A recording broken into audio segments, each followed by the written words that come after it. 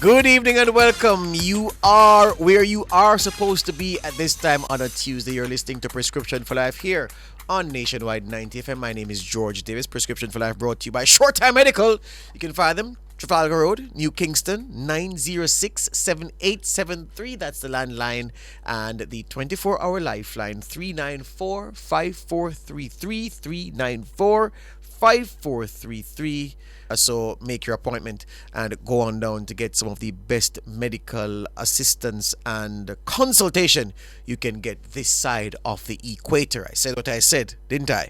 All right. So as I told you, my name is George Davis. This evening, my guest, as he is every evening, he's the guest, he's the expert, he's the professor in the building, Dr. Andre McDonald. Good evening, sir. Good evening, George, and good evening to all the listeners of Nationwide 90 FM. Yes, were you like everybody else in Jamaica stunned yesterday when Shackleberry lowered the colors of the Golden Girls? I believe that the whole nation went into mourning. What was for sure is that there was a moment of silence. Yes. Persons just could not believe. And this is how I know that we can unite as a nation for one thing or the other, because I can tell you, yesterday the nation was united in sadness. Well, Shackleberry did the equivalent of flatulence at the dinner table for the Jamaicans, spoiling the party, spoiling the occasion for everybody. Yeah, but we'll recover from that. And I said that, listeners, to be deliberate because I wanted you to prove to you that we are live, coming to you live from our studios here at Nationwide 90 FM on this 22nd day of August 2023. All right. The topic for this evening, as we told you last week, we signposted last week, we told you then that we'll be dealing with the issue of enlarged prostate this evening. And the first place to start is with some definitions. Let's separate them, Doc. Let's distill them. So you're going to define prostate for me, and then you're going to say what an enlarged prostate is, what it looks like. I definitely am going to do that, George. I want to tell you, as I always start with a little story, that a female staff member and myself went to visit a dear male friend and colleague of ours. We had a project working on, and I remember him talking to the female member of my staff, beaming with confidence, as the older men usually do when a young lady is in their presence. Yes. It's somewhere between 50s and 60s. Yes. Who did you bring, Michelle? And it was Yes. it was Cassine at the time. But there you go. Yes. Yes. But as we discussed the project, and he looked at the young lady and he looked at her beauty, and he made himself project in body, soul, and verbosity, he did not notice that he was in need of urgent attention. When we looked at his pants, specifically in the region of his groin, it was soaked. It was wet. Yes. And it continued to be wetter, as if a pipe was running. There was a leak. There was a leak. There was a significant leak. He did not know that he needed urgent attention. He was totally unaware. In medicine, we call that urge incontinence, and is one of the most significant symptoms of prostamegaly, prostate enlargement, which is what we're going to be talking about tonight. The prostate is a very small gland. And in any literature, I remember reading about this years now, George. In any literature, they always say it looks like, and it is the size of a walnut. Yes. That's what they use to describe it. It sits directly below the bladder. And the tube that leaves the bladder, George, called the urethra, Yes. that allows urine to pass out of the body, runs straight through the middle of the prostate. The prostate surrounding that tube sends a tube into it, because it actually makes 2/3 of the seminal fluid. That is very important for ejaculation. Yes. So prostatic fluid adds to sperms that is made by the testes, and that equals seminal fluid. It has some other contributions from another gland that makes the other one third.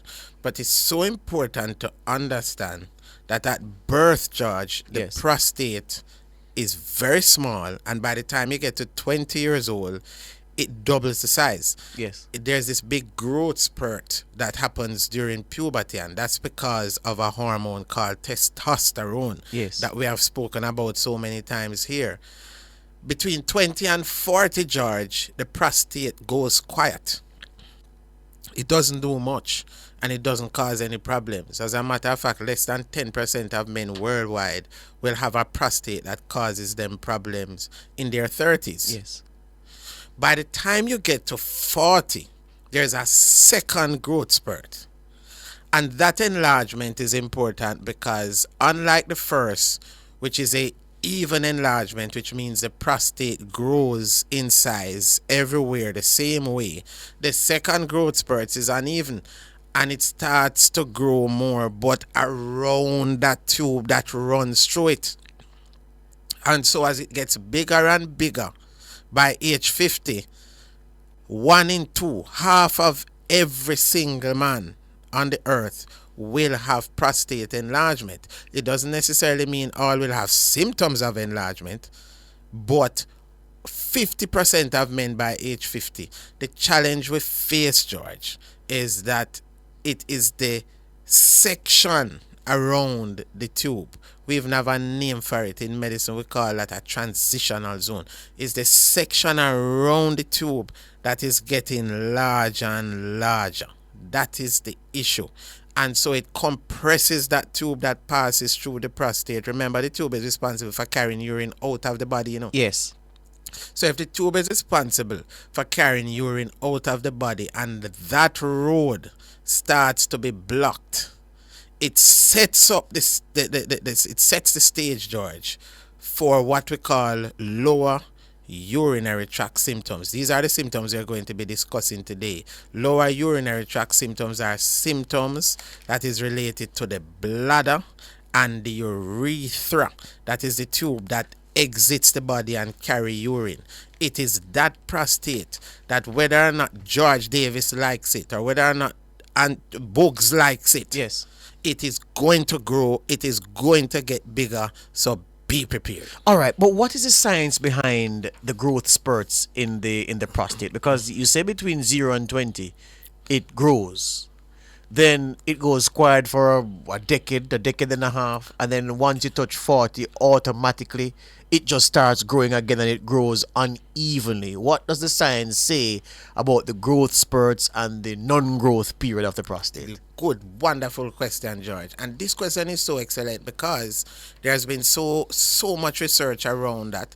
In the first growth spurt, it's definitely due to puberty. During puberty, testosterone, and specifically dihydrotestosterone, this is the name of the hormones. Nationwide, people love to learn about these things, is responsible for what you call secondary sexual characteristics. So it happens so that this hormone causes hair growth, voice deepens, the sexual organs to get bigger, longer, the testes to grow bigger, the chest and the pubic area to start having hair, and the man starts to define himself in a muscular way. We call it secondary sexual characteristics. And along with that, the prostate is stimulated. That hormones, whenever puberty is reached, it slows down, it stops. As the young man grows through young manhood, we realize that this hormone does not really come back into play or affect the prostate the way it does until about 40. What we have seen in many of these studies now, and you see this in a lot of literature, that as to why the secondary growth takes place, George, your guess is as good as mine. So right now, if you, George, could find that out, you probably will get some big Nobel Prize there, because I'm sure. Yeah, because this is the issue we have in medicine. No one knows why the prostate decides to enlarge and grows like this at this time. And because of that, there are several postulations. Yes. So I can give you about 10 reasons. Yes. But let me tell you why it doesn't make sense. Generally, we believe it's a hormonal issue. Yes. But the reason why you don't give these reasons is because they're all postulates. Yes. And nothing proven. All right, hear you on that. All right. So the enlarged prostate, as Doc has said, it often gets bigger as you get older and can cause symptoms that are very uncomfortable, very embarrassing, blocking of the flow of the urine out of the bladder, among other things. The question for you men, have you noticed any change in the flow of your urine, especially if you're over 40? Have you noticed any change in the flow of your urine? That's the question for you. If you can answer that question in the affirmative, give us a call. No? You know the numbers. Let's give you the numbers after we come back from this break.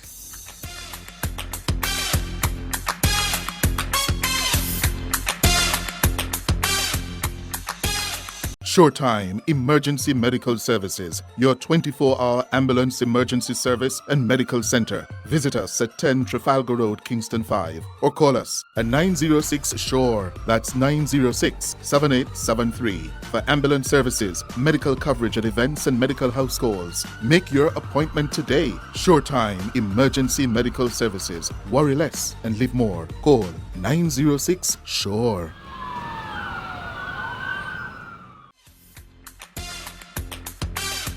Back with us on the program. This is Prescription for Life here on Nationwide 90 FM. We can tell you at this stage that the topic for next week's discussion is unintentional weight loss. That's what we're going to discuss next week, unintentional weight loss. So you can stay tuned for that. In the meantime, you're plugged into this discussion about enlarged prostate. Doc is just getting warm. He's told you what the prostate is, where it is, what causes the growth of the prostate, at least in the first 20, 30 years of life, 20 years, when the period of puberty sets the growth spurt really, really going. And then the suspension of growth, and then the resumption of growth in an uneven fashion. He says the latter part of that growth spurt is still baffling scientists and researchers at this time.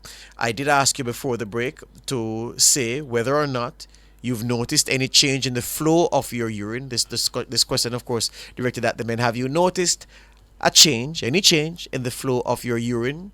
Give us a call. The numbers are 630-9371, 630-9372, 630-9373, 630-9374, 618-8255 is the Digicel line. Ring us up and tell us if you've noticed any change in the flow of your urine.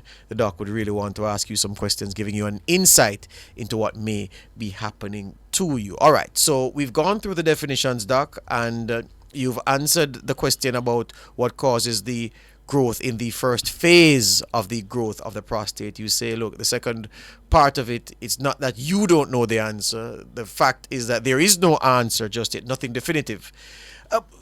Insofar as the prostate is concerned and its functions, a 40-year-old man who doesn't notice any flow change, doesn't realize anything different about the stream that he's had all his life when he urinates, and he says, okay, well, I have no problem. And then contrast him with another man who suddenly starts to strain to pee.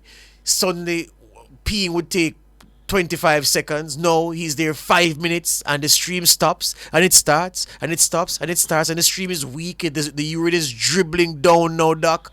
What is happening inside the body in the area of the prostate and with the prostate itself that could probably be causing the circumstances we're seeing in the second man in question? Yeah, a number of things could be happening, George, or even is happening. But you made a very important point. You alluded to two men, and it's a very important point to make, because there are many 40-year-old men now who are just at the brink of having that uneven growth spurt starting, and they're wondering what is going to happen to me. And I did say by 50 years old, histologically and by autopsy, which means histology is the study of tissues, George, and at autopsy is where we look at persons who are dead. Yes. So if we should look at the tissue of the prostate when they are dead, we'll realize that at 50% of men have enlarged prostate. What we have realized though is just 1 in 4 of those men will present with symptoms. It's a very important point to make. And so your point was very important a while ago, because one man will be 50 and he will have enlargement of the prostate and have no symptoms, and another man will be 50 and he can be the one in that 4. One of the things we realize, George, is that the prostate has several zones or lobes, what we call the lateral lobes, which can enlarge, and we have a median lobe which is in the middle, that is much closer to that urethra, because remember we say it passes down the middle. Yes. So it depends on where enlarge, George, because it may be that is the lateral zones around that is far from that tube, or it may be the central zones, what we call the transitional zone in medicine, that enlarge, that is just right next to that tube. So it depends on where that man finds himself. So not all men who have enlarged prostates will have symptoms. But you spoke about lower urinary tract symptoms. And it is very important to understand that lower urinary tract symptoms almost follows prostate enlargement linearly. In other words, those symptoms that you mentioned, when the man is getting older, he starts to have what you call either storage symptoms, which means he has frequency of urination. You just said it a while ago. Urgency, which means he wants to run to the bathroom quickly to get the urine out. You spoke to nocturia sometimes, when the same thing you just said would happen at nights.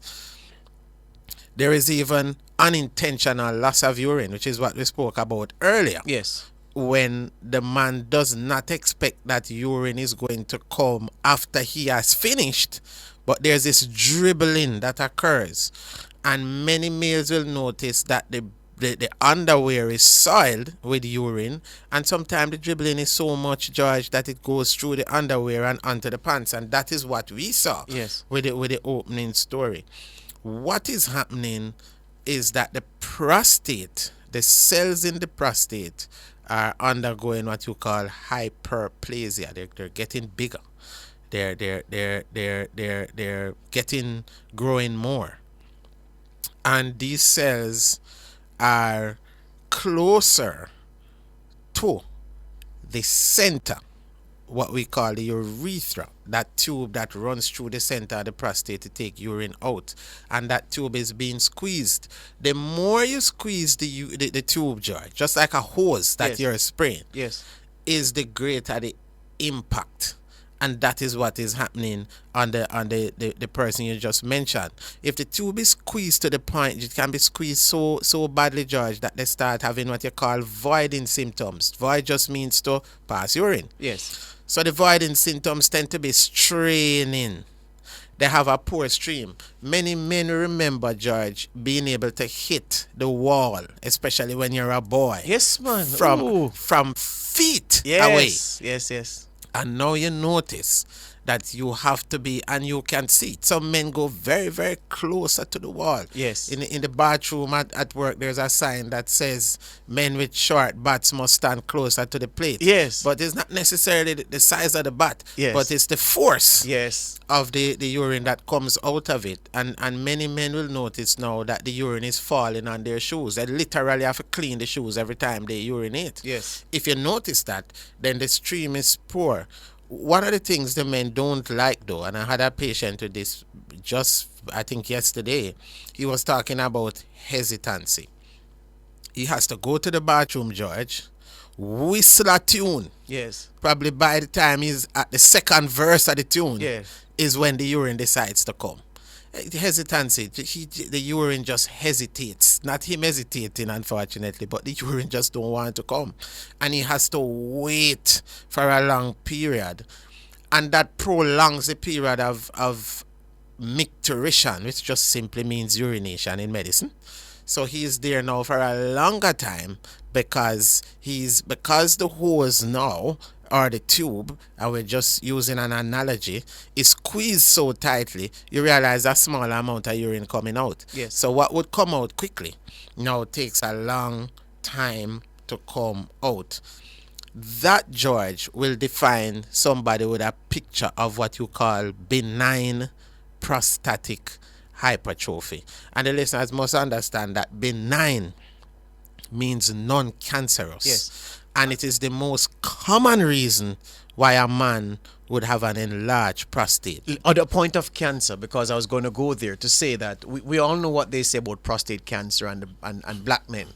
I don't want to say African American men, because you and I are black and we're not African American. Yeah, we're just black men. Yeah. We know what the stats say about black men and their likelihood of getting prostate cancer relative to other ethnicities. Is there an ethnic profile of men being affected by enlarged prostate? In other words, are black men more likely to have enlarged prostate than Caucasian men, than Asian men, than men of other ethnicities? Give me that carve up if you have it. Yeah. And the truth is, what we have found with BPH in general and the prostate cancer in general is that it tends to affect lower socio-economic countries more, so low and middle income countries more. We know that prostate cancer affects black men more, and we're going to talk about that in probably a minute. But one of the things that we will realize is that the risk factors, because there are several risk factors that we believe are aligned to BPH. We have seen it: diabetes, heart problems, obesity, certainly a family history of it. We realize that if you live in the West, and black men are affected 4 times as much. We have realized that if it is that Books has BPH, then his relatives, his first degree relatives, especially his son, is going to be affected. Is going to need prostate intervention, whether surgery or otherwise, 4 times as much as a Caucasian person. We also realize that Bugs's brothers are 6 times more likely than a Caucasian person to be affected. So BPH definitely affects blacks and low income middle people much more. All right. There's an issue of feeling as if your bladder is not empty after there's nothing more coming out of the hose at urination. Yeah, let's call it the hose.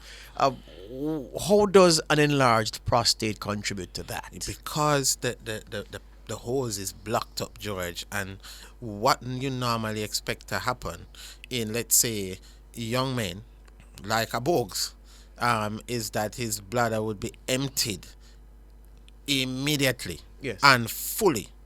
You will look at somebody who is 50s, 60s, twice his age, and what will happen, because of the enlargement of the prostate, a lot of the urine is held back.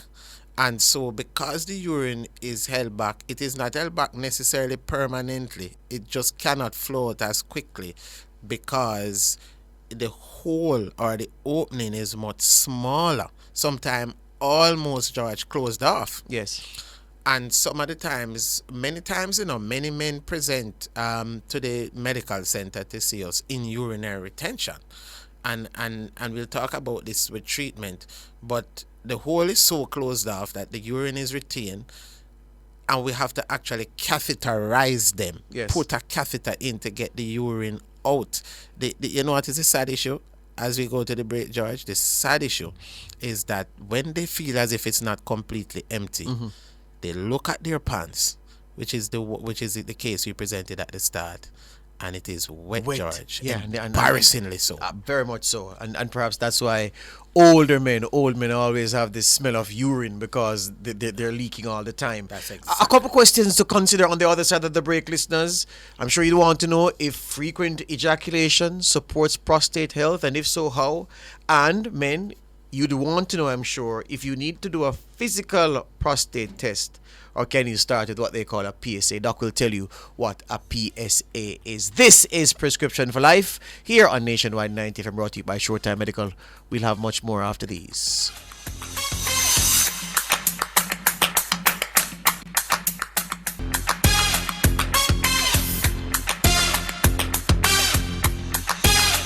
Back with us on Prescription for Life. We're talking about enlarged prostate. That's the topic under discussion.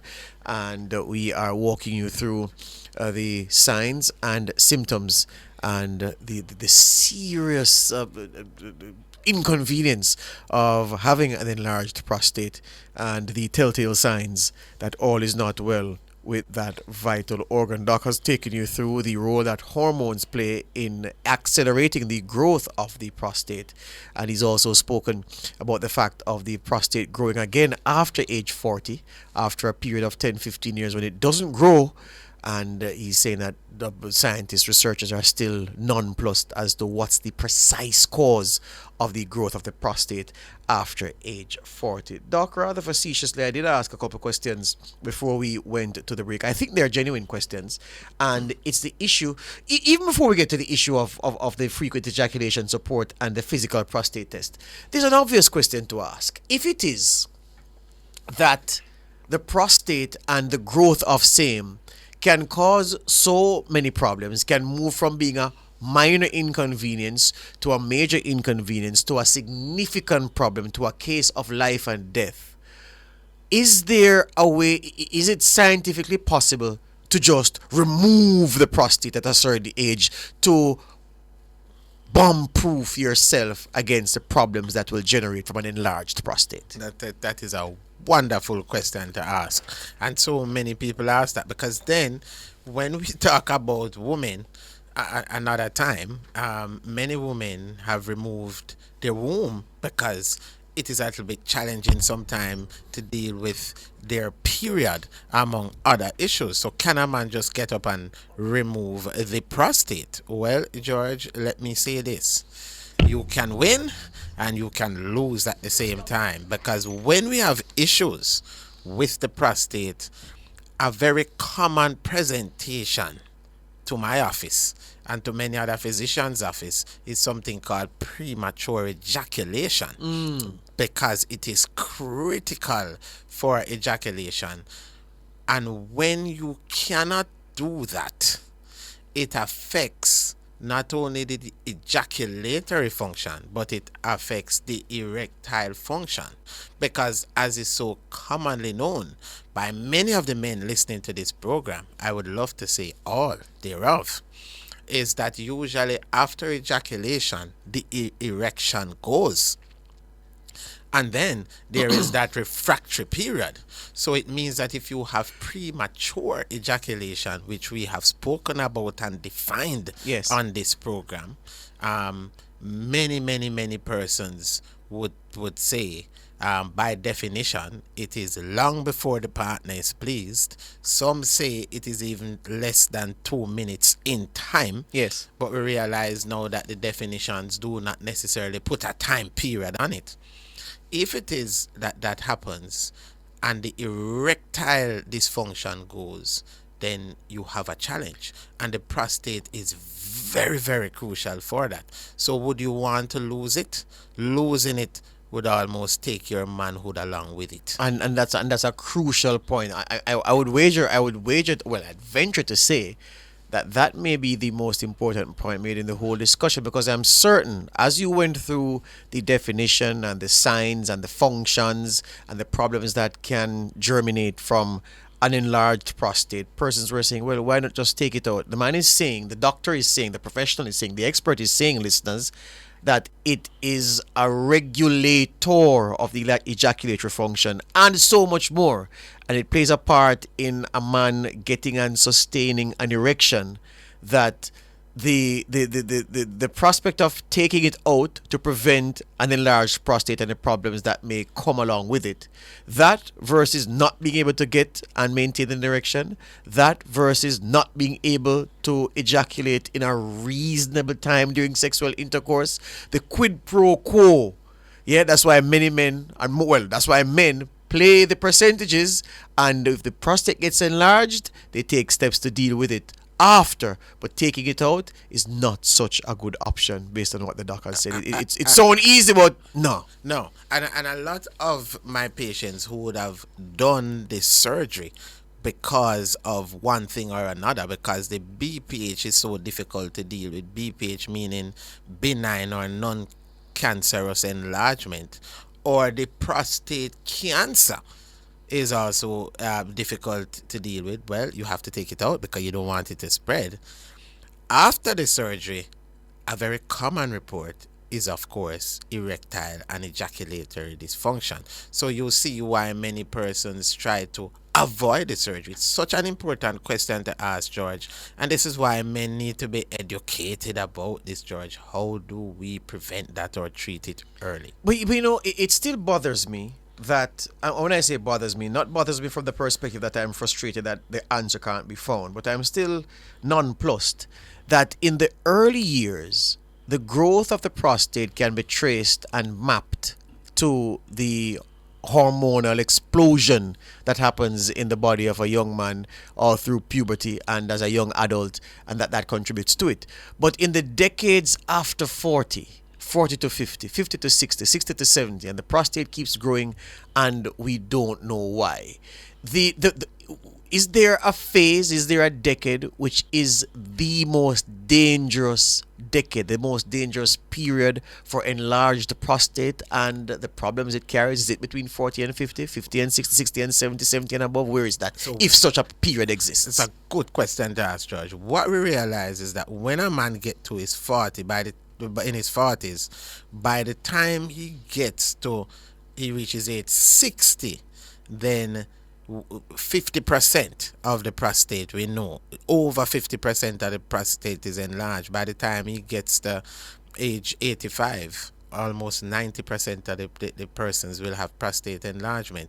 So this curve from 40, George, especially between, let's say, 40 to 60, 40 to 69, goes up in a very steep manner. And one of the things, even though the scientists cannot tell you exactly why it enlarges the way it does or why it reacts to the hormones, and you will see in many journals and in many textbooks, the causes are just described as hormonal changes, and that's intentional, because they don't know how the hormone change. And why is it that the prostate is reacting to the hormone a little bit more? Why is it decided to go after the central or transitional zones more than the peripheral zones? They don't necessarily know. What they do know is that in black men, 1 in 4 of all causes of new cancers are prostate cancer, while it's 1 in 8 in white men. So we know that ethnicity has a very big role to play. Yes. We know that the second most common cause of cancer deaths in males, again, is prostate cancer. And in 1 in every 3 person, it spreads outside the prostate. We know that if you're diabetic, it's worse. We know that if you're obese, it's worse. We know that if you lead a sedentary lifestyle, it's worse. We know that if you eat a lot of processed foods, it's worse. We know that if you have a family history of it, it's worse. We know that even persons with heart problems that are, again, most prevalent in black, obesity and heart problems, they tend to have more. So we know what the risk factors are, so we can confidently say to the listeners that lose weight, control your blood sugar, right? Control your heart problems. If you know you have a family history, then if You don't wait until 40, George. Start screening for it until 30. You and I'm waiting on you to hit the PSA which you're coming to, and that is why I haven't gone to screening yet. But we Yes. know these things, and therefore, until we get more information, we definitely have to work with what we All have. right, let's get the first of the two questions I had asked in before the break. Frequent ejaculation and prostate health, because I'm sure there's a lot of literature which says, well, yeah, I have a regular sex life with my wife. I said sex life with my wife, and because of that, the doctor says my prostate is good. And my friend, his wife died sometime, and he's not getting regular ejaculatory support, and he has enlarged prostate. So people are 1 + 1 = 2 all the time, and they say, well, because I have good ejaculatory health, where I ejaculate regularly and my friend doesn't, that's why I don't have a problem with enlarged prostate and he does. Is that rubbish, or is that real based on science? Years ago, George, I quoted, in the public space, a journal, real medical journal, significant medical journal, that is, published a study that showed that if a man has ejaculatory release, and you notice the words I'm using. Yes. I never said sexual intercourse. Yes. Right? I never said masturbation. Yes. I just said ejaculatory release, of which there are so many different ways to have it happening. And he has it up to 20 odd times a month, almost once a day. It resulted in a 33% decrease in the incidence of prostate cancer. It is a real study. 33%. Yes, it is a real study. And, I did set the cat among the pigeons. Yes, indeed. All right. When we return, we're going to talk about the diagnosis and exams and PSAs and ultrasounds and all of that, all of those things. This is Prescription for Life here on Nationwide 90 FM. Suretime Medical, they're responsible for us. Much more after these.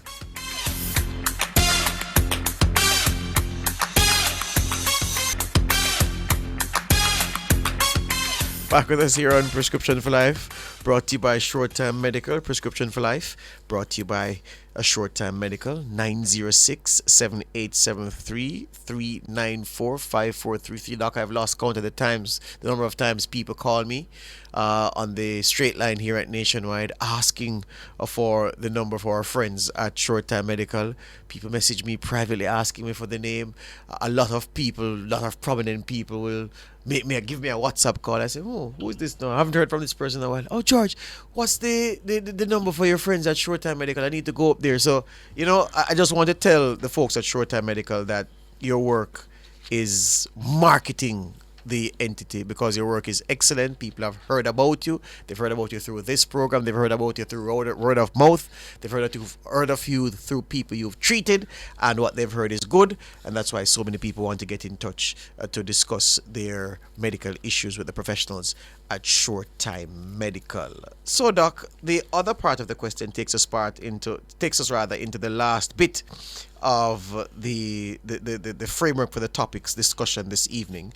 And a physical prostate test, which many people are scared of, or a PSA. What is a PSA, and how does it stack up relative to a physical prostate exam? It's a very, very good question. I mean, I always want to know it. So let us just say this as straight as we possibly can, George, that a PSA, while being very important, it's a very important screening tool.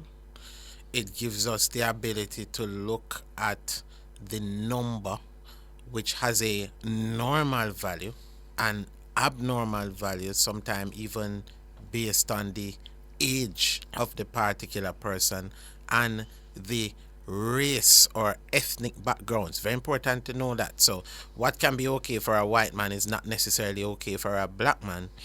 It does not necessarily always tell the story.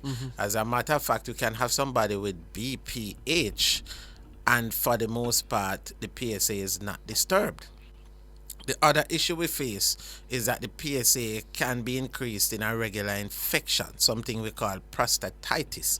It can be increased in a traumatic situation. It can be increased in a situation where there's instrumentation, which means you could put a catheter in or something we call a cystoscope to look up in the bladder. It can be increased in prostate cancer, or it may not. And this is why the rectal examination is so important. Now, we know the men are afraid of it. It is where you ask the man to come into the office, lay down on his left side. Why the left side? There are several reasons why we'll ask for the left side, but we don't always use the left side, George, because there are other positions. The left side is a comfortable position. It's a better position to use. But if you ask me why the left side, I can tell you 3 other positions that we actually can use. So there are other positions that the prostate can be examined in. There are many reasons we use the left side in medicine, but for this specific examination, it does not necessarily have to be the left side, George.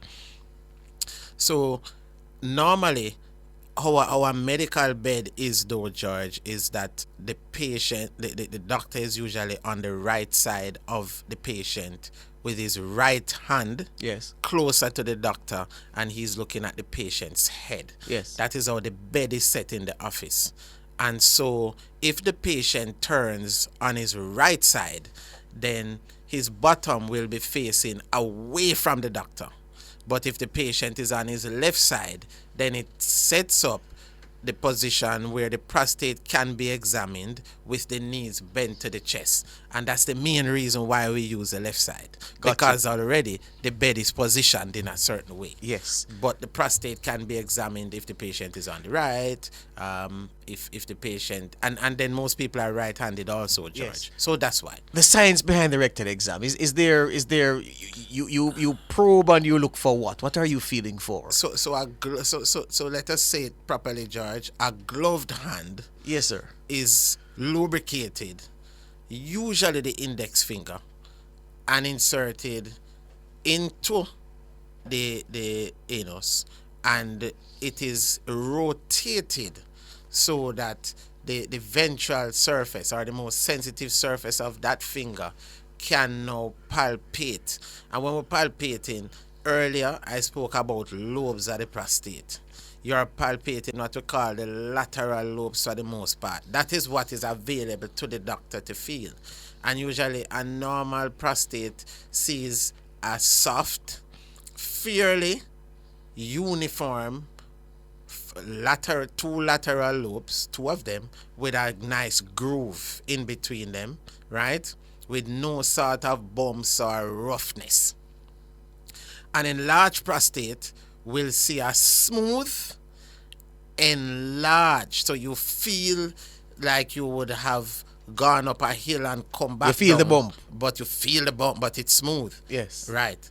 A cancerous prostate can feel gritty, and sometimes that sulcus in a pathological prostate, which means you have a disease. The sulcus is the groove, George, that you feel in between the 2 lobes. Is obliterated. Yes. You don't feel that groove anymore. And so this is something that is important, because you can feel that, and there is no change in the PSA. And because you feel that, you know, what you call a high index of suspicion that something is wrong. Yes. And from that you say, no, listen, I am going to send this patient on to do something else. One, you can send them on to do a prostatic ultrasound. That is going to be looking on a couple things. We can look at the size or the volume of the prostate is what we really use, because it's a 3-dimensional structure. Yes. And we can look at, let's say, a normal size in a man book's age is supposed to be real figure about 30, and we notice it's 75. We know that that's an enlarged volume. But we can look, and we can also see evidence that the texture, the contour, the consistency of the prostate is changed. And so it says to us that this prostate don't look right, so we need to go on further and do a biopsy. Which means we need to push a little fine needle in there to take cut a little sample. piece. Yes. Yeah. And carry it and go look underneath it on a microscope. And lo and behold, we have done that. And many times it is possible for us to detect very early prostate cancer and we can achieve a cure is a very important thing. And that, what I just told you, George, was something that happened to me with one of my patients very recently in real life. That was found. We caught the cancer early, and we were able to do a resection of the prostate. Excellent. So it is something that men should not run away from, because it's a very important examination. And some of the time, the PSA, there's even something we call a PSA ratio, looking at, because there's what we call free and total PSA that tells a story, George, to doctors who understand that if the ratio is less than 10, it's more likely to be cancerous, and is greater than 25, it's more likely to be benign. We look at these ratios, which only about 56-57% of the time will accurately point to where we're going. The other times, George, it won't, and this is why your rectal examination is important. Yes. Is it ever possible to look at the male anatomy and look in the right places and see something that suggests that there's an enlarged prostate happening there? Is that ever possible? Well, I tell you, when a male comes into the office as a doctor, you have to look at the general appearance. What I saw very recently in another patient of mine who had cancer was that when he came in, generally he just looked what we call cachectic, which means, that's a word that means him just look, Jamaican people say poorly, him lose weight. He looks malnourished. You looked at his body mass index and it was significantly reduced, and so his body suggested that something was happening. And so weight loss, I asked about it, and his son said to me, Doc, him lose a whole heap of weight, 30 odd pounds over the last couple of months. We don't know what is happening, but we bring him to you. And weight loss, which is a topic we're going to be looking at next week, unintentional weight loss. He never intended to do that, never stopped his diet or whatever. Yes. Then that unintentional weight loss was something we investigated, and that look pointed us to the fact that this gentleman had an enlarged prostate, high PSA, eventually had prostate cancer, and this is something we had to attend to. Yes. So the short answer to your question is, you can look sometime even on the general patient and tell. Yes. Does nutrition, proper nutrition, exercise helps mostly everything? Do those things help in the case of an enlarged prostate? Can they retard the growth of a prostate? Can they have a positive impact on prostate health? I love that question, George, because the management of everything always includes a lifestyle appreciation. Diet, we always say, increase your vitamin C. The prostate, always good for greens, tomatoes, zinc. Very important. You must exercise to decrease obesity, because we spoke about that impact. Cut smoking out, because smoking is associated with bladder cancer, among other things. It's so important that you know the type of medications you're taking. Antihistamines, decongestants, diuretics, all of these things can worsen your symptoms. And you must decrease processed foods, things like caffeine and drinks that are fizzing, because all of those will contribute to your symptoms. But your question is so important, George, because you ask specifically, if I have an enlarged prostate, if my prostate is sick and I'm having symptoms, can I now go on a diet that is going to decrease the size of the prostate and get me better? I love the question, George. We are saying categorically and nationwide. Yes. Go to your doctor with those symptoms, please. Yes. And I've seen too many patients that comes to me, George, after going and doing these dietary things, and then it's too late. Hear you on that. We are at the end of the program, but guess what? We have one caller. We have to squeeze him in. Good evening. Yes, good evening. Sorry to call it so late. Yeah, man. You have about you 60 seconds. Go ahead. Say about your urinary flow, if it's changing. Yes. Mine is weaker than it normally is, and I am unable to project it. I can't get it to, like I said earlier, you could hit the wall. Yes. I am unable to do that. What is there? What it should be causing that? How old are you? Quickly. 65. 65. 65. So you're at the age that George and myself was talking about, where prostatic enlargement is very likely. So the symptoms you're having is what we call a poor stream. You get up a lot in the night to pass urine? Sometimes, not all the time. Sometimes. Sometimes. So yes. so you're having nocturia, right? And do you find sometime that when you want to use the bathroom, you have to run because it's like it's urgent? Yes. Yes. But yes, most time when I'll be at the road and I hold it for a long time, and then when I get somewhere I got to get there urgently. So you have urgency. Just 3 symptoms, George. You could have asked him a lot more. Yeah. But the bottom line is that those are symptoms of an enlarged prostate. Hear me, my friend. Can you do me a favor? Can you call 394-5433 to get some more information? Okay. 394-5433. 5433. Yeah, man. Call that number and you'll be assisted with some more information. All right. All right. All right, good. We're at the end, Doc. We're at the end. Just time enough to tell our viewers, well, our listeners, that we are being supported by Suretime Medical. They're at 10 Trafalgar Road in New Kingston. You can call them 906-7873 or 394-5433. Doctors' visits at Suretime start at $3,500. They facilitate night care. They make house calls. They provide 24-hour ambulance service. And yeah, they're really, really, really good people. Thanks to Michelle Dean, who is back from vacation. Thanks to our dutiful producer, Latoya Lawrence. Thank you very much. Thanks to Andrew Anderson, the man on the controls, and thanks to you for listening. This has been Prescription for Life. Next week, we're going to talk about unintentional weight loss.